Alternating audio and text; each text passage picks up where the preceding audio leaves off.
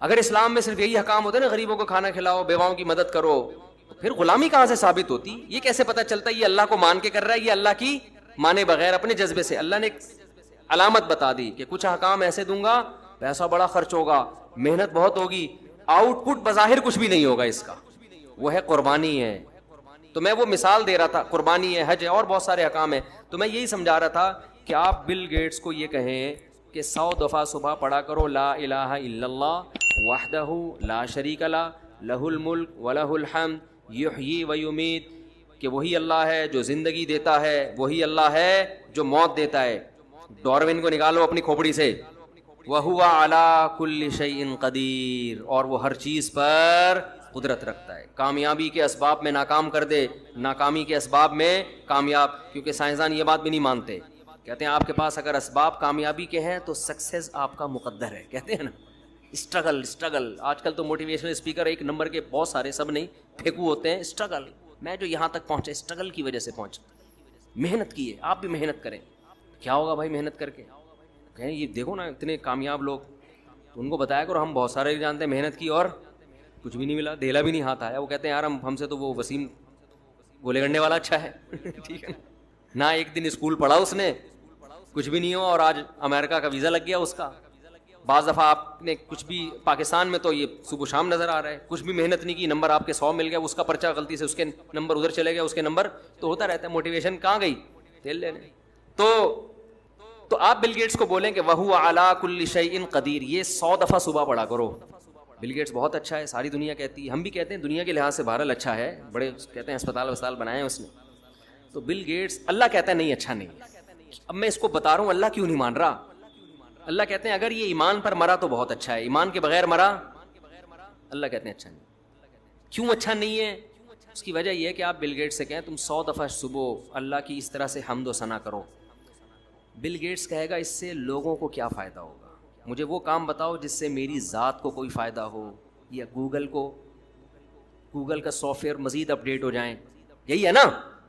یا کوئی اس سے میرے جراثیم مر جائیں گے، یا کووڈ دنیا سے ختم ہو جائے گا، یا کچھ نہیں مجھے روحانی سکون ملے گا، کچھ بھی ہو. ہم کہیں گے نہیں اس سے اللہ خوش ہوگا. تو وہ مان لے گا آپ کی بات؟ کہے گا بھائی یہ ٹائم ویسٹنگ ہے یار. بیٹھے میں صبح لگے میں لا الہ الا اللہ وحدہ لا شریک لہ الملک ولہ الحمد وہو علی کل شیء قدیر، لا الہ الا اللہ وحدہ لا شریک لہ لہ الملک ولہ الحمد وہو علی کل شیء قدیر. 100 دفعہ. ہمارے نبی نے کیا فرمایا؟ جو یہ تسبیح صبح 100 دفعہ پڑھے گا، اتنی نیکیاں اپنے اعمال میں جمع کرے گا کہ اس سے زیادہ نیکیاں اس دن وہی کر سکتا ہے جو اس سے بھی زیادہ دفعہ پڑھ لے. کیوں؟ اس میں آپ اپنے آپ کو بنانے والے کا غلام شو کر رہے ہو، اور اپنی زبان سے اس کی وہ تعریفیں کر رہے ہو کہ دنیا میں کسی کے پاس ان تعریفوں کا ٹائم نہیں ہے. دنیا میں آپ کو عمران خان کی تعریفیں کرنے والے بھی ملیں گے، اور دنیا میں آپ کو مسلم لیگ کی تعریف کرنے والے بھی ملیں گے، دنیا میں آپ کو سائنسدانوں کی تعریف کرنے والے بھی ملیں گے، دنیا میں آپ کو فنکاروں اداکاروں کی تعریف کرنے والے بھی ملیں گے، دنیا میں آپ کو گلوکاروں کی آوازوں کی تعریف کرنے والے ملیں گے، دنیا میں آپ کو کھلاڑیوں کی تعریف کرنے والے ملیں گے، کیا کھیلتا ہے یار، کیا آخری بال پہ چھکے مارتا ہے. دنیا میں آپ کو باڈی بلڈروں کی تعریف کرنے والے بھی ملیں گے، یار کیا خوبصورت اسپیڈ بریکر بنائے ہوئے ہیں اس نے اپنی باڈی میں، ہیں بھائی. اور دنیا میں آپ کو فزیکل جو فٹنس کا بڑا خیال کرتے ہیں اور بڑے فٹ ہو جاتے ہیں، ان کا بھی یار اس کی تو کمر ہی مارکیٹ سے کیا ہو گئی ہے، شارٹ ہو گئی ہے. ایک صاحب اتنی کمر پتلی کرنے میں لگے ہوئے، میں نے کہا یار ناڑا باندھنے کی جگہ چھوڑ دینا، اتنی ٹینشن نہ لو کہ پتہ چلا ناڑا باندھنے کی جگہ ہی نہیں مل رہی، زار بند باندھنے کی جگہ ہی نہیں مل رہی. تو ہر آدمی پر نا ایک خبط سوار ہو جاتا ہے. تو دیکھا ہے ہمارے یہاں نا ہر آدمی پہ جو باڈی بلڈر بن رہا ہے، تو ایک صاحب کو میں نے دیکھا 3 گھنٹے جم میں نا ڈنڈ پیل رہے ہیں اور ایسے. میں نے کہا بس کیوں کر رہے ہو یار، یہ جسم بنانا تو کوئی کام نہیں ہوا نا، بنایا جاتا ہے صحت اچھی ہو جائے، آگے کام تو کوئی اور ہے. یہی اسی کو کام بنا لیا، اسی کو کیا بنا لیا، کام بنا لیا. تو خیر وہ تو ایک الگ ٹاپک ہے. تو ہر ایک کی تعریف ہو رہی ہے، اللہ کی تعریف کرنے والے مارکیٹ میں کیا ہیں، شارٹ ہے، وہ نہیں ہے، دل ہی نہیں لگتا. اب آپ کہنا یار یہ تسبیح صبح لے کے بیٹھ جاؤ، بورنگ کام لگتا ہے یار بیٹھے میں، لا الہ الا اللہ وحدہ لا شریک لہ لہ. ہم تو بچپن میں چھوٹے بچے تھے نا، تو جب ہماری مسجد میں آیت کریمہ کا ورد ہوتا تھا، مولوی صاحب اعلان کرتے تھے کراچی کے حالات بہت خراب ہیں، 1.25 लाख दफ़ा, पता नहीं 5 लाख दफ़ा ये तस्बीह पढ़नी है, ला इलाहा इल्लल्लाह वहद ला इलाहा इल्ला अंता सुब्हानका इन्नी कुन्तु मिनज़ ज़ालिमीन। तमाम महल्ले के हजरात से गुजारिश है मस्जिद में आ जाएं। और उसके बाद बेहतरीन गरम गरम जलेबियाँ मिलती थी, बड़ी गरम गरम। आप गरम जलेबी खाओ ना, भूख भी लग रही है, बड़ा मज़ा आता है। तो हम पहुँच जाते थे, जलेबियों की नीयत होती थी हमारी, बच्चे थे और सारे बच्चे ही आए हुए थे, बड़े भी नहीं आए हुए, बड़े नहीं आए हुए होते थे। बड़ों को था मुल्क के हालात जितने मर्जी ख़राब हो जाएं, कौन जाएगा भाई, इतने 1.25 लाख 5 लाख मुकम्मल करना आसान तो नहीं है। तो हमारे सामने वो दाने रखे हुए होते थे उसके खजूर के, तो भाई ये 5 लाख दाने मसलन ये कंप्लीट करने हैं। तो हम लोग ऐसे कर रहे थे, ला इलाहा इल्ला अंता सुब्हानका इन्नी कुन्तु मिनज़ ज़ालिमीन। एक दाना उठाया अगले की जेब में फेंक दिया ना, खेल भी चल रहा है। एक ला इलाहा इल्ला अंता सुब्हानका इन्नी कुन्तु मिनज़ ज़ालिमीन, फिर ऐसे घुन्ने बन गए। वो उसको लगा किसने मारा बे, अच्छा ये तस्बीह भी, क्योंकि मौलवी साहब निगरानी कर रहे होते थे ना कि ये तस्बीह चल भी रही है कि नहीं। अच्छा इतना हमें डर होता था कि यार ये तस्बीह से ही ख़त्म करने हैं ताकि जलेबी हलाल हो जाए। हमारा ये कॉन्सेप्ट था कि अगर तस्बीह नहीं पढ़ी तो जलेबी ना हराम हो जाए कहीं। तो पढ़ रहे होते थे, एक तरफ इतने नेक, वरना कोई मुंह आके थोड़ी देखता है, और दूसरी तरफ शरारतें भी चल रही हैं, ला इलाहा इल्ला अंता सुब्हानका इन्नी कुन्तु मिनज़ ज़ालिमीन। उसके नाक पे मारा, वो देख रहा है किसने मारा बे, वो उसको लड़ रहा है। फिर हमने किसी को यूं कहा, उसकी जेब नजर आ रही है तो जेब में फेंक दिया। ऐसे शरारतें भी चल रही हैं, वो ख़त्म होते थे, फिर जलेबी खाते हुए घर आ जाते थे। तो हम तो बच्चे थे। आज किसी बड़े को बिठाओ, जिक्र करो, तो उसकी कैफियत भी यही होती। बल्कि अब तो वजीफे जो पढ़ रहे हैं ना सुबह शाम, उसमें भी जलेबियाँ ही चाहिए, जलेबी की शक्ल बदल गई है। आप किसी को मस्जिद में देखें ना तस्बीह लेके बैठा हुआ है, ला इलाहा इल्लल्लाह, समझ लो इसकी सेटिंग चल रही है, कामयाब नहीं हो रही। किसी पीर ने वजीफा बताया, ये 100 दफ़ा सुबह 100 दफ़ा शाम पढ़ ले, तेरी शादी हो जाएगी। हमारे महल्ले में यहाँ मस्जिद में एक साहब थे, नौजवान आके बैठा करता था। 2 बंदे मैंने पकड़े हैं। एक 11 बजे से आके यहाँ तस्बीह शुरू कर देता था, जोहर में 2 घंटा पहले, जुम्मे से 2 घंटा पहले तिलावत तस्बीह। मैंने कहा यार हम खामखा में बदगुमान होते हैं, देखो जुम्मे में 2 घंटा पहले आता है, कितना नेक, माशाअल्लाह, बड़ा नेक आदमी ना। और नौजवान, हालांकि लोग पबजी में लगे हुए हैं, जुम्मा पढ़ते हैं बिल्कुल एंड में आते हैं लोग जुम्मे में।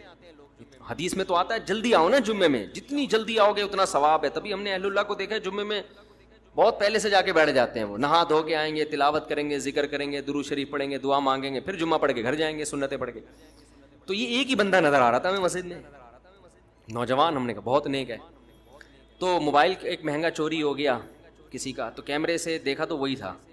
चोर कौन था, वो इसी चक्कर में आ रहा था कि यार तेरा एतमाद बहाल करो और फिर चूना लगा के निकल लो। एक ही है। एक और मैंने देखा बहुत नेक आदमी, ऐसा नहीं है कि नेक खत्म हो गए हैं, कहीं आप देखें कोई जिक्र के लिए बैठा हुआ है तो आप सामने ये भी अब चूना लगाएगा। नेक लोग दुनिया से ख़त्म नहीं हुए, लेकिन जो मैं अपने तजर्बे बता रहा हूँ। एक और नेक आदमी वहाँ बैठा करता था, उधर अल्लाह अल्लाह कर रहा होता था ना, बहुत जिक्र तस्बीह दुआएं। मैंने कहा बेटा ये पहुँचने वाला है सीधा जन्नत में। तो मुझे ये लगा कि ये पागल ना हो जाए ना, इतना ज़्यादा भी नहीं करना चाहिए ना कि आदमी का दिमाग ही ख़राब हो जाए। हज़रत हकीमुल उम्मा मौलाना शरफ अली थानवी रहमहुल्लाह ताला फरमाया करते थे कि असलाफ में ना, जो असलाफ थे हमारे ताबीईन, सहाबा, तबा ताबीन, उनके यहाँ ज़ाहिरी अमल से ज्यादा दिल के अमल की वैल्यू थी कि अंदर से बंदा कैसा है, अंदर से ठीक है या नहीं है। और हम लोग जो फोकस करते हैं वो जाहिर को ज्यादा फोकस करते हैं, अंदर को फोकस नहीं करते। हर चीज में ऐसा ही हो रहा है। जब हम मानते हैं कि खुदा है, रिस्क उसके हाथ में है, और वो मना कर रहा है नस्ल रोकने से कि गुर्बत के खौफ से नस्ल मत रोको, तो मान लो यार वो वही खिलाता है। ऊपर से बोलने वाले आपको मार्केट में बहुत मिलेंगे, लेकिन ये ऊपर ऊपर से ही है, ये जुमला नीचे नहीं उतरता। और इसके फिर सिर्फ औलाद के रोकने पे असरात नहीं आते, बाकी जिंदगी में भी इसके असरात आते हैं। औलाद का रोकना तो एक उसका असर है जो जाहिर हो रहा है, बाकी जगहों पे भी कंजूसी नजर आएगी, अल्लाह पे तवक्कुल नजर नहीं आएगा। क्योंकि जब तवक्कुल नहीं है तो फिर कहीं भी नहीं होता, होता है तो सब जगह होता है। समझता नहीं है ना बात को। तो उन्होंने मुझे बताया कि मेरे ऐसे हालात थे और इस तरह बच्चे भी पैदा हो रहे हैं और बीवी भी ना नस्ल रोक रही है और साथ दे रही है। और उस गुर्बत में कहते हैं जब पैसा आना शुरू हुआ, बहुत मेहनत की उन्होंने, तो बीवी क्या कह रही है, आपके भाई गरीब है, आप उनको सपोर्ट करें। मैंने कहा यार ऐसी खानदानी भाभी, यार ऐसी खानदानी औरतें मार्केट में मर्द नहीं है। औरतें कहेंगे हमारी बुराई कर रहे हैं, मर्द कौन सा ऐसा खानदानी है, मिसाल दे रहा हूं मैं, उनकी तो बेगम ऐसी खानदानी थी ना। कह रहे जरा से पैसे आना शुरू हुए तो मेरे भाई सारे गरीब थे, तो मेरी घरवाली ने कहा कि आप क्या करें, उनको सपोर्ट करें। कह रहे मैंने उनको सपोर्ट करना शुरू किया, सबको कारोबार में लगाया, जमीनें लेके दी। आज اللہ نے اچھا بچے بھی سارے، اب جب پیسہ آیا تو جیسے جیسے بچے بڑے ہوتے گئے سارے بڑی بڑی یونیورسٹیوں میں ہی پڑھ رہے ہیں. کل رات میں ان کے بچوں کے ساتھ ہی بیٹھا ہوا تھا، ہم 3 ساڑھے 3 بجے جا کے، بلکہ میرا فجر کی اذان ہو گئی تھی، بیٹھا ہوا تھا، مجھے ایسا اچھا لگ رہا تھا ان کے ساتھ. وہ بچوں کی باتیں بھی بڑی ٹائٹ، بڑی بڑی یونیورسٹیوں میں پڑھ رہے ہیں اور مسائل کیا پوچھ رہے ہیں، سارے دین کے مسائل کے، اپنے دین کی ہم یونیورسٹی میں حفاظت کیسے کریں، لڑکیوں سے میل جول سے کیسے بچیں ہم.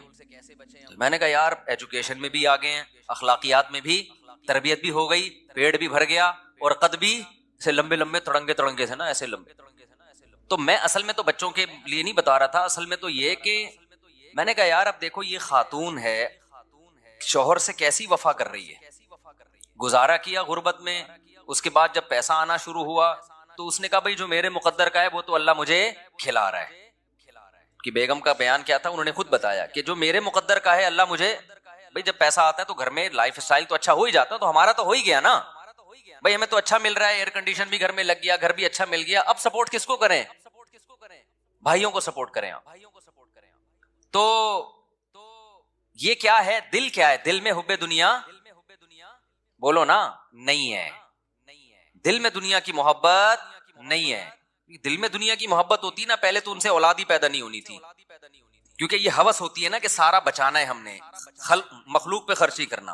اور پھر جب یہ انسان اپنی اولاد نہیں پیدا کرتا کہ کھلانا پڑے گا، تو وہ شوہر کو مشورہ دے کہ دوسروں کی اولادوں پہ کھلاؤ. پھر انہوں نے بتایا کہ بہنوں کے ساتھ بھی تعاون اور وغیرہ وغیرہ، خاندان کے ساتھ بھی. اور مرد کا دل جب بیوی اس طرح کی باتیں کرے نا اتنا بڑا ہو جاتا ہے، وہ کہتا ہے یار میں پوری جائیدادیں اس کے نام کر کے جاؤں گا میں. مرد کا دل اتنا اللہ نے بڑا رکھا ہے، اگر آدمی کا بچہ ہو پجامہ نہ ہو، پجامے تو پھر مارکیٹ میں بہت گھوم رہے ہیں نا، انسان کا بچہ ہو نا تو وہ اتنا بڑا دل ہو جاتا ہے جب بیوی اس طرح کی باتیں کر رہی ہوتی ہے. تو آج کل تو ایک دوسرے کی دولت پہ نظر، شوہر بیوی کے مال پہ نظر رکھتا ہے، اس کو پوچھتا رہتا ہے تمہارے ابا کی وراثت گئی کہاں. اور بھائی یہ اس کا ہیڈیک ہے یار، اگر اس کو ملی بھی ہے تو تجھے کیا دلچسپی ہے کہ اس کے پاس بینک میں کتنے پیسے ہیں، اس کو ابا کی وراثت سے کیا ملا، تیرا لینا دینا نہیں ہے. تیری جو ذمہ داری ہے وہ تو نے پوری کرنی ہے نا. بھائی بیگم کروڑ پتی ہو یا ارب پتی ہو یا غریب ہو، آپ کے ذمہ جو نان نفقہ ہے، شریعت کہتی ہے اس نان نفقے کی کوالٹی اور کوانٹٹی پہ اس سے کوئی فرق نہیں پڑے گا.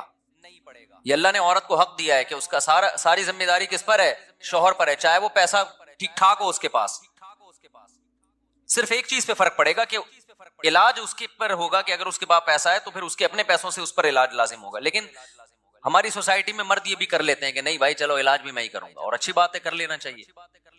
تو یہ ہے حب دنیا. اور اس قسم کی عورت جو ہے تو اس کا مطلب اس کا دل دنیا کی محبت سے بولو پاک ہے. پیسہ اچھا سب کو لگتا ہے، ہوس نہیں ہے، پیسہ اچھا لگنا برا نہیں ہے، تو سب کو لگتا ہے اچھا، کیونکہ اس سے نعمتیں ملتی ہیں. اللہ نے دولت کو اپنا فضل کہا ہے قرآن کریم میں. ہوس الگ چیز ہے اور پیسے کی چاہت الگ چیز ہے. آج ہوس ہے، لالچ ہے، غیر اخلاقی طریقے سے کمانا، بٹورتے رہنا. میں آج کیا ہوتا ہے جو خواتین بیان نہیں سن رہی، جب وہ شادی ہو کے گھر میں آتی ہیں شوہر کے تو ان کی خواہش ہوتی ہے کہ بھائی یہ بہنوں کو کیوں کھلا رہا ہے، یہ اپنے بھائیوں کو کیوں کھلا رہا ہے، یہاں تک کہ اپنی ماں کو کیوں کھلا رہا ہے، یہ اتنی ٹینشن. اور میں نے دیکھا ہے اپنی زندگی میں کیسے مرد کے دماغ کو ایسا قبضے میں کیا ہے کہ وہ کسی قابل ہی نہیں رہا، وہ کہیں خرچ ہی نہیں کرتا. اچھی بھی ہیں الحمدللہ، جیسے میں نے آپ کے سامنے ایک مثال دی ہے. اور مردوں میں بھی دونوں قسم کی بیماریاں پائی جاتی ہیں. عورت کے کما رہے ہیں بیگم سے کہ تم کما کے لاؤ. یہ بات تو میں بار بار کہتا ہوں، شدید مجبوری نہ ہونا میرے بھائی. اپنے خاندان میں اپنے نسلوں میں یہ رسم چھوڑ کے جاؤ، ان کو یہ باور کرا دو کہ ہمارے خاندان میں مرد کماتے ہیں عورتیں کھاتی ہیں. بولو ہماری پرمپرا ہے، یہ ہم اس کو چینج نہیں کر سکتے، ہمارے خاندانی رواج ہے بھائی، ہمارے یہاں عورتیں نہیں کماتی. یہ سیکھ لو، یہ کیا کر لو. میں کبھی نہیں دعویٰ کرتا کہ میں جو باتیں کرتا ہوں میرا بھی 100% عمل ہے اس پہ. میں تو اللہ سے دعا کرتا ہوں اللہ جو باتیں کر رہا ہوں مجھے اس پر عمل کی توفیق دے. میں تو بار بار کہتا ہوں بھائی میں آپ لوگوں کو کوئی نصیحت کرتا ہوں اس نیت سے کہ مجھے بھی اللہ عمل کی توفیق دے، لیکن کچھ باتیں بتانی پڑتی ہیں تاکہ آپ کو یہ نہ لگے کہ یار یہ پھینک رہا ہے لمبی لمبی نا. جب اس پر آزمائش آئے گی نا تو پھر دیکھیں گے ہم. اللہ بچائے ہمیں آزمائشوں سے. میں نے بتایا مجبوری کے حکام تو الگ ہیں. اب قحط پڑا ہوا ہے تو پھر تو بیگم جاب کر رہی ہے، مرد کی جاب نہیں، وہ تو ایک مجبوری ہے نا. بھیک مانگنے سے تو بہتر ہے کہ کوئی تو کما لے. تو میرے تو آمدن بھی بہت کم تھی اور میرے 3 گھر تھے، عرصے سے تو میرے 3 ہی چلے آ رہے ہیں نا. تو آپ کا کیا خیال ہے, مجھے ضرورت نہیں پڑی ہوگی اتنے بچوں کو پالنے کے لیے کہ بیگم کو میں اجازت دے دوں بھائی, اور جاب بھی کہاں, مدرسے میں پڑھانے کی, اسکول میں پڑھانے کی. میں نے کہا نہ, مدرسے میں پڑھانا ہے تو بھائی فری پاکٹ میں. کیوں بھائی, ہماری خاندان میں یہ اب تک چلا آ رہا ہے اور آئندہ ہم اپنی نسل میں چلائیں گے. بھائی ہمارے خاندان میں کمانا کس کا کام ہے, مرد کا. عورت کا کام کیا ہے, کھانا. اس پہ ہمیں کیا ہے بھائی, فخر. نہیں آئی بات میرا خیال ہے سمجھ میں؟ تو یہ رسم چھوڑ کے جاؤ بھائی, ہم لوگ کیا نہیں عورتیں کماتی, ہم لوگ کیا مرد کماتے ہیں. خدا کی قسم ایسا اچھا خاندانی نظام چلے گا نا تمہارا, اتنا ٹائٹ نظام چلے گا. بچے تمیز سے پلیں گے, بچے پیدا بھی تمیز سے ہوں گے, ان کو ماؤں کی محبتیں بھی پوری ملیں گی, اور تمہیں بیویوں کی محبت بھی پوری ملے گی. ایک دفعہ اگر عورت کے ہاتھ کی کمائی مرد کے منہ کو لگ جائے نا, بہت اپاہج بن جاتا ہے. اس کو ایسے مزے لگ جاتے ہیں نا فری پھوکٹ کے کھانے کے. کیونکہ جن قوموں میں یہ رواج آیا ہے نا, دیکھو کچھ برائیاں ایسی ہوتی ہیں ان میں بریکیں نہیں ہوتی, وہ ہمیشہ بڑھتی ہیں. مثال کے طور پر ابھی جاپان کے بارے میں رپورٹ آئی کہ نسل ختم ہوتے ہوتے جاپان کا دیوالیہ ہونے والا ہے. ابھی رپورٹ یہ ہے جاپان میں, پتہ ہے آپ کو, ان کے بچے پیدا ہونا ختم ہو گئے نا, تو اب بڈھے بڈھے بڈھے اتنے تنگ آئے ہوئے ہیں جاپانی. سویڈن کا صدر تو ایک دفعہ تقریر میں رو پڑا تھا کہ ہمارے یہاں بڈھے بڈھے ہو رہے ہیں. وہ تو کورونا نے کچھ فضل کیا, بہت سارے بوڑھوں کو شاٹ کر دیا, ورنہ تو وہ پاگل ہو گئے تھے کہ بھئی کوئی کما تو رہا نہیں ہے, سارے کھا ہی رہے ہیں بیٹھ کے. تو وہ باہر سے لوگوں کو بلاتے ہیں, لیکن ان کی اپنی قومیں ختم ہو رہی ہیں. ایسا کیوں ہوا؟ جب انہوں نے فیملی پلاننگ کو شروع کیا تو ان کے ذہن میں یہ نہیں تھا کہ یہ یہاں جا کے بند ہوگا. ان کا خیال تھا ابھی ہم 2, پھر ہم کہیں گے اب 3 کر دو, پھر دوبارہ 2 پہ آ جاؤ. یہی تھا نا, ابھی تو ہماری آبادی بہت ہے تو ہم ایسا کرتے ہیں 2 پہ لے آتے ہیں, بلکہ 1 پہ لے آتے ہیں تاکہ آبادی ذرا سے بھی نہ بڑھے. پھر تھوڑے دنوں میں ہم 2 پہ لے آئیں گے, پھر ہم 3 پہ لے آئیں گے. جب کم ہونے لگے گی تو ایک تمیز سے چلیں گے. یہ کیا مسلمانوں کی طرح کہ برساتی مینڈکوں کی طرح بچے پیدا ہو رہے ہیں ان کے, وہ ہمیں یہ کہتے تھے خرگوش کی طرح بچے ہو رہے ہیں, کوئی پلاننگ نہیں ہے اور کوئی اس کے لیے وہ غربت سے مرے جا رہے ہیں, پیٹرول مہنگا ہو رہا ہے, اور پھر بے فارم میں ایک نیا بچہ آ گیا. جی بے فارم کے فارم نہیں ہے ان لوگوں کے پاس, اتنا غریب ملک, کاغذ باہر سے ادھار لے رہا ہے یہ, اور بچے ہی ڈالے جا رہے ہیں اس میں. ایک جاہل قوم, وہ ہمارے بارے میں یہ کہتے ہیں. ہم نے دیکھو کیسے مینج کیا سسٹم کو, اور کیسے زبردست. تو کچھ گڑبڑیں ایسی ہوتی ہیں کہ وہ شروع آپ کرتے ہیں, کنٹرول میں آپ کے نہیں ہوتے. تو یہ ہوا ہے ان لوگوں سے. اب ناروے ایک بچہ پیدا کرنے پر 24 لاکھ روپے دے رہے پاکستانی. یہ 24 لاکھ پچھلے سال کی رپورٹ ہے جب کرنسی کی, اب تو وہ شاید 30-35 لاکھ بن چکے ہوں. آپ ناروے کی نیشنلٹی لو اور کوئی کام نہ کرو وہاں جا کے, صرف یہی کرو, ملتے رہیں گے آپ کو. وہ کہہ رہے ہیں ہماری قوم بڑھے, نیشنلٹی نہیں ہے پھر نہیں دیں گے. وہ کہیں گے جب ہماری قوم کا بندہ بن گیا تو پھر ہوگا. تو یہ کیوں ہو رہا ہے وہاں پہ نسلیں؟ اور 50-60 سال کے بعد آپ دیکھو گے جاپان میں پشتو چل رہی ہوگی انشاءاللہ. آپ دیکھو گے پشتو ہوگی, کیونکہ ہمارے جو پشتون تاجر ہیں پشاور سے اور افغانستان بہت جا رہے ہیں وہاں پہ. چپلی کباب دبا کے کھلا ہوا ہوگا, میڈ ان جاپان چپلی کباب ہے. حقیقت بتا رہا ہوں آپ کو, آپ مذاق نہ سمجھو. لیکن آپ کو اس لیے ابھی یقین نہیں آ رہا کہ 50 سال بعد ہم زندہ ہی نہیں ہوں گے. اگلی نسلیں اگر یہ ہمارا بیان سنیں گی تو وہ کہیں گی تو جاپان تو ہے پٹھانوں کا ملک, تو مفتی صاحب یہ باتیں کیسی کر کے گئے ہیں. تو 50 سال کے بعد 60-70 سال کے بعد ماحول چینج ہو چکا ہوگا نا, تو کہیں گے اس میں ہنسنے کی کیا بات ہے یار, یہ اتنا مفتی صاحب اس بات کو بیان کر کے اچھم بھی, یہ جاپان تو ہے ہی, جاپان خان اس نے بنایا تھا یہ. کیونکہ جب چینج, بہت سے کنٹری ایسے ہیں جن میں جو اصل قومیں تھیں وہ ختم ہو چکی ہیں. یونان جو ہے نا, یونان, اس کے بارے میں آپ ہسٹری اٹھا کے دیکھیں, انہوں نے بہت صدیوں پہلے فیملی پلاننگ پہ عمل کیا تو ان کی نسل گھٹتے گھٹتے اصل قوم ہی ختم ہو گئی ہے. دوسری قوم ہے جس کو یونانی کہا جاتا ہے, اپنے ہی ہاتھوں مر گئے, ختم. وجہ کیا ہے کہ جب آپ گروتھ ریشو کو کم کرتے ہیں نا تو آپ کو لوگوں کا یہ ذہن بنانا پڑتا ہے کہ بچے جب کم ہوں گے تو آپ کی جیب پہ بوجھ کم آئے گا, ان کی تربیت آسان ہوگی. یہ بوجھ ہے بچے. ایک دفعہ آپ کے ذہن میں, آپ کو ان کے دماغ میں یہ ڈالنا پڑتا ہے کہ یہ نعمت نہیں ہے, یہ کیا ہے, یہ بوجھ ہے. یہ سافٹ ویئر انسٹال کیے بغیر کوئی نسل روکتا نہیں ہے. قرآن نے کیا کہا, یَهَبُ لِمَن یَشَاءُ إِنَاثًا, جس کو چاہتا ہوں بیٹیاں گفٹ کرتا ہوں, اور جس کو چاہتا ہوں بیٹے گفٹ کرتا ہوں. ہبہ گفٹ کو, انعام تحفے کو کہتے ہیں. او یزوجہم ذکرانا و اناثا, جس کو چاہتا ہوں دونوں گفٹ کرتا ہوں, بیٹے بھی دیتا ہوں بیٹیاں بھی. اور جمع کا صیغہ لائے اللہ تعالیٰ, ایک بیٹے کا تو یا ایک بیٹی کا تو ذکر ہی نہیں کیا. اور عربی میں جمع کم از کم 3 افراد, یعنی کم از کم 6 سے تو نصاب شروع ہو رہا ہے. اب قرآن نے جو سافٹ ویئر ڈالے صحابہ اور تابعین کے ذہن میں جو انسٹال کیے وہ یہ کہ اولاد گفٹ ہے. اب بتاؤ گفٹ کو خرچ کرنے میں لینے میں پلاننگ ہوتی ہے یا خرچ کرنے میں پلاننگ ہوتی ہے؟ مثال کے طور پر ایک بندہ آیا میرے پاس ایک لفافے میں 50,000 روپے دی, مفتی صاحب یہ گفٹ ہے. مفتی صاحب نے گھننے بن کے یوں کر کے ڈال لیے جیب میں. ادھر سے آیا 50,000 گفٹ یوں کر کے ڈال لیے. ادھر سے آیا 1,00,000 گفٹ. ہوتا نہیں ہے ایسے, وہ خوش تو ہونے دو نا. ادھر سے آیا. اچھا نعت خوانوں کو بڑے پیسے ملتے ہیں. کل میں جلسے میں گیا نا, بڑی پیاری نعت پڑھی بندے نے, بڑا مزہ آیا. لیکن جب کوئی اچھا شعر پڑھتا لوگ آتے ہیں یہ لو بھائی چپکے سے مٹھی میں پیسے رکھ کے. ہمارا 2 گھنٹے بیان ہوا, ہم نے بڑی اچھی اچھی باتیں کی, لوگ ایک دم جوش میں آتے ہیں لیکن کوئی ہل بھی نہیں رہا. ہم نے کہا چلو یار نعت خوانوں کے مزے بہت ہیں. اچھا ادھر سے 50,000 آ رہے ہیں. اب کوئی کہے مفتی صاحب اتنے پیسے لے رہے ہو, بغیر پلاننگ کے پیسے ہی آتے چلے جا رہے ہیں, یہ تو ٹھیک نہیں ہے. میں کہوں گا آئیں جتنے بھی, اس کے لیے پلاننگ کی ضرورت نہیں ہے. پلاننگ کی ضرورت ہوگی خرچ کرنے میں. یہ پلاننگ کا موقع نہیں ہے, کیونکہ گفٹ تو جتنے آ جائیں اچھا ہے بھائی, جتنے آ جائیں. لاکر بڑا بنوا لوں گا میں, ایک اور اکاؤنٹ کھلوا لوں گا میں, جیبیں بڑی کروا لوں گا میں. گفٹ کبھی کوئی نہیں روکتا. پلاننگ گفٹ لینے میں نہیں کی جاتی, گفٹ کو خرچ کرنے میں کی جاتی ہے. کہ ایسے ہی اڑاؤ نہیں, اب اتنے آ گئے ہیں تو اب شادی تو ہو نہیں سکتی, اب کیا کریں ہم اس سے. پہلے تو پلاننگ آسان تھی میرے لیے. اب بھائی ایسا کرتے ہیں کہ بچوں کو ہم ذرا اور اچھے اسکول میں ڈال دیتے ہیں, ذرا اور تگڑی فیسیں ہو جائیں گی ان کی, اور یہ کر دیتے ہیں یہ کر دیتے ہیں. ہاں بغیر پلاننگ کے اڑانا شروع کر دو گے تو یہ نعمت کی ناقدری.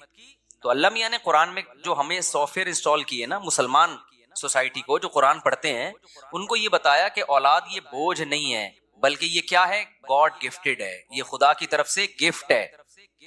اب جب گفٹ ہے تو گفٹ آنے میں پلاننگ نہیں ہوتی, جب آ گئے تو پھر پلاننگ کرنی ہے تاکہ ضائع نہ ہو. کہ اس کو ڈاکٹر بنانا ہے, اس کو عالم بنانا ہے, اس کو مفتی بنانا ہے, اس کو کیا بنانا ہے, انسان کا بچہ بنانا ہے, کیسے بنانا ہے, کون سے اسکول میں بھیجیں, کس بزرگ کے پاس بھیجیں, کس کے بیان سنائیں, چرسیوں میں بیٹھ رہا ہے تو اس سے کیسے بچائیں ہم اس کو, صبح و شام ایسا نہ ہو PUBG کھیلتے کھیلتے زندگی گزر جائے. تو پلاننگ اس اولاد کا کیا استعمال ہے اس میں پلاننگ ہوگی. ہمارے یہاں فیملی پلاننگ والوں نے الٹے کام شروع کر دیے, اولاد پیدا کرنے میں پلاننگ شروع کر دی کہ پلاننگ سے پیدا ہوں گے, پہلے ایک ہوگا 25 سال کے بعد دوسرا, بعض دفعہ ہوتا ہی نہیں 25 سال کے بعد دوسرا, یہ آپ کے اختیار میں ہے ہی نہیں. اب اس الٹی پلاننگ کا جو نقصان ہو رہا ہے نا, بڑا نقصان, میں بار بار کہتا ہوں, لڑکے اور لڑکیوں کی گروتھ ریشو کی ایسی کی تیسی ہو گئی. اب جس کو سب کو 2 بچے چاہیے, تو جس کو بیٹا مل گیا وہ تو نسل روکے گا, جس کو نہیں ملا وہ 5-5 6-6 بیٹیاں ہو جاتی ہیں بیٹے کی لالچ میں, وہ 6 بیٹیوں کے بعد جا کے نسل روکے گا. بیٹے 1 یا 2 اور بیٹیاں 6-6. تو یہ تو سارا فطری نظام کی ایسی کی تیسی ہو گئی کہ نہیں ہو گئی. آپ کہہ سکتے ہو کہ چائنا اور جاپان اور انڈیا, ان دونوں کنٹریز میں فیملی پلاننگ پر عمل ہوتا ہے, تو ان میں تو گروتھ ریشو ایسا نہیں ہے کہ لڑکیاں بہت زیادہ لڑکے کم, بلکہ وہاں تو لڑکیاں ہی شارٹ ہیں. تو بھائی وہ ایک اور ظلم کر رہے ہیں جس کا خدا آخرت میں انتقام لے گا. وہ یہ کہ لڑکیوں کو ماں کے پیٹ میں مار دیا جاتا ہے پیدا ہونے سے پہلے, ورنہ اگر وہ پیدا ہونے دے نا تو وہاں لڑکیاں ہی لڑکیاں ہوں. اتنی عورتیں پیدا ہو جائیں, مرد مارکیٹ سے شارٹ ہو جائے ان کے, کیونکہ جس فیملی میں ایک بیٹا ایک بیٹی ہو گئی وہ روکے گا نسل, جس کے 2 بیٹے ہو گئے وہ بھی روک لے گا, کیونکہ بیٹے کی ضرورت لوگوں کو بیٹی سے زیادہ ہوتی ہے. خود ماؤں کو بیٹا چاہیے ہوتا ہے. آپ دیکھ لیں ہماری سوسائٹی میں 5 بیٹیاں 6 بیٹیاں 7 بیٹیاں, کس چکر میں یار, اس چکر میں کہ شاید اگلی دفعہ بیٹا ہو جائے, وہ نہیں ہوا تو اب تو سارا سیٹ اپ, جب آپ فطرت کے کام میں ٹانگ اڑاتے ہو تو الٹا پلٹا ہوتا ہے. تو میں یہ کر رہا تھا کہ اسلام نے جو سافٹ ویئر ہمیں ہمارے دیے, جو قرآن پڑھتے ہیں قرآن پر ایمان رکھتے ہیں, وہ یہ کہ یہ نعمت ہے. لہذا جب آپ کے دماغ میں یہ آ گیا نا, یہ سافٹ ویئر انسٹال ہو گیا کہ نعمت ہے, تو پھر آدمی کیا چاہے گا, میری اولاد زیادہ ہو. یہ کافروں کو بھی یہی پتا تھا کہ اولاد زیادہ ہونا نعمت ہے. یہی وجہ ہے کہ قرآن کافروں کو کہتا تھا کہ تم اگر اطاعت کرو گے تمہیں اللہ کثرت سے اولاد دے گا. یمددکم باموال وبنین, یہودیوں کو اللہ کہتے ہیں ہم نے کہا کہ جب تم اطاعت کرو گے کثرت سے اللہ تمہیں اولاد دے گا. اور قرآن کہتا ہے, شعیب علیہ السلام نے اپنی قوم سے کہا کہ اللہ کی نعمت کو یاد کرو, کثرکم, اللہ نے تمہاری آبادی بہت بڑھا دی ہے, یہ اللہ کی نعمت ہے, اس پہ شکر ادا کرو. فیملی پلاننگ والے ہوتے اس زمانے میں, وہ کہتے ہیں یہ بڑھا دیے جی, تو ٹینشن ہے ہمیں, تم اس کو کہہ رہے ہو اللہ کا شکر ہے, ہماری تو بڑھی ہوئی آبادی کیا ہے, ٹینشن. پیغمبر کہہ رہے ہیں بڑھی ہوئی آبادی تمہارے لیے اللہ کی نعمت ہے, شکر ادا کرو. تو اب جب سافٹ ویئر انسٹال کر دیے کہ یہ بوجھ ہے, تو پھر یاد رکھو کچھ دنوں تک ایسا لگتا ہے کہ 2 ہونے چاہیے, اس پہ آپ قوم کو لائیں گے, لیکن اگلا اسٹیپ پہ قوم خود آئے گی, آپ نہیں لائیں گے. وہی کہ جب بوجھ ہے تو پھر 2 کے بجائے کتنے ہونے چاہیے, 1. گورا اس پہ سیٹ ہو گیا. پھر ایک بھی ہے تو بوجھ ہی نا, وہ ہے کیا, وہ بھی کہتے ہیں بوجھ ہے. کہتے ہیں ہونا چاہیے, لیکن وہ 50 سال یا جب ہم بڈھے ہونے لگیں گے اس وقت شادی کریں گے, پھر ایک ہونا چاہیے. تو یہ ایک ایسی چیز ہے جس پہ شروع آپ کرتے ہیں, پھر یہ آپ کے کنٹرول میں نہیں رہتی. بالکل وہ قصہ ہے کہ وہ جو میں نے بتایا نا کہ دریا میں کمبل بہتا ہوا جا رہا تھا, وہ اصل میں ریچھ تھا, منہ اندر تھا تو اوپر سے لگ رہا تھا کمبل. تو ایک آدمی لالچی تھا, اس نے کہا میں جاؤں گا اس کمبل کو نکال کے لاؤں گا. لوگوں نے کہا طوفانی دریا ہے, کمبل چھوڑ دے, ہم تجھے بازار سے دلا دیں گے. اس نے کہا نہیں, اتنی قیمتی چیز میں چھوڑ نہیں سکتا. لالچی تھا, دریا میں ڈبکی لگائی اور کمبل کو جا کے پکڑا تو وہ ریچھ تھا, ریچھ نے اس کو پکڑ لیا. اب اس کو بھاگے لے کے جا رہا ہے. دور سے لوگوں کو سمجھ میں نہیں آ رہا ہے یہ کمبل کے ساتھ بہتا کیوں جا رہا ہے. تو لوگوں نے چیخ مار کے کہا نالائق ڈوب جائے گا, کمبل کو چھوڑ دے. تو یہ کہتا ہے میں تو کمبل کو چھوڑ رہا ہوں, کمبل مجھے نہیں چھوڑ رہا. تو کچھ برائیاں ایسی ہیں سوسائٹی میں, آپ شروع آپ کرتے ہو کہ ایک پلاننگ کے تحت ہوں گی, لیکن پھر آپ اس کو چھوڑنا چاہتے ہو, قوم پھر اس کو نہیں چھوڑتی. یورپ میں پہلے زیادہ بچوں پہ فخر کیا جاتا تھا, ان کے حکمرانوں نے اور جو ان کے وحی کے نور سے جو عاری لوگ تھے, مذہب سے دشمن لوگ تھے, انہوں نے یہ باور کرایا کہ کم بچے ہونے چاہیے. نتیجہ کیا نکلا کہ انہوں نے کہا ٹھیک ہے جی کم ہونے چاہیے. اب وہ کہہ رہے ہیں زیادہ ہونے چاہیے, لیکن وہ کمبل کو وہ چھوڑنا چاہ رہی ہے ان کی قومیں, لیکن کمبل اب ان کو چھوڑنے کے لیے تیار نہیں ہے. وہ جو سافٹ ویئر ایسے انسٹال ہو گئے ہیں, وہ سافٹ ویئر کسی سے ریموو ہی نہیں ہو رہے اب. وہ